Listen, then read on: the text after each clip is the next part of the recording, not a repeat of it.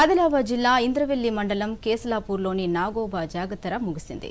జనవరి 28న మెస్రం వంశీయుల మహాపూజతో ప్రారంభమైన వేడుకలు వారం రోజుల పాటు కొనసాగాయి.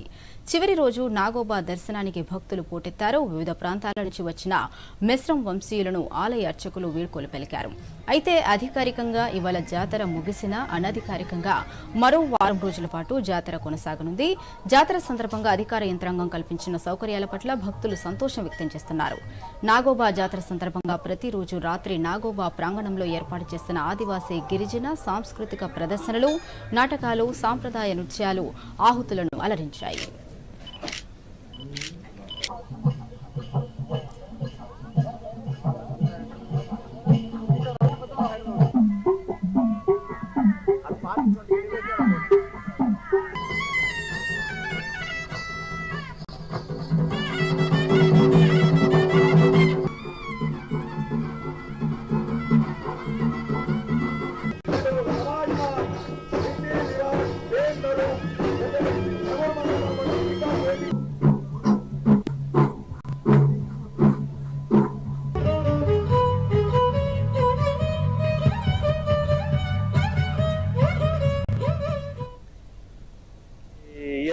ఈ ఫిబ్రవరి నెలలో వచ్చేసి దర్శనం చేసుకుంటాము.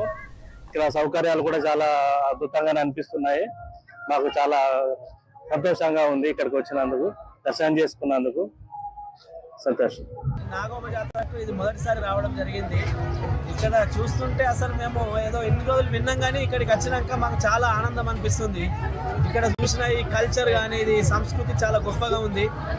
అంటే మనం జనరల్గా అభివృద్ధి అని అంటే టెక్నాలజీ ఇవన్నీ దృష్టిలో పెట్టుకొని అనుకుంటున్నాం, కానీ ఇక్కడ చూస్తే సహజంగా మానవులు ఎట్లా ఉంటారు ఏంటిది అనేది ఇక్కడ అన్ని సంస్కృతులను కలిపిన జనం అందరినీ చూస్తుంటే నిజంగా తెలియకుండానే ఒక పారవశ్యంలో మేము అలవుతున్నాం.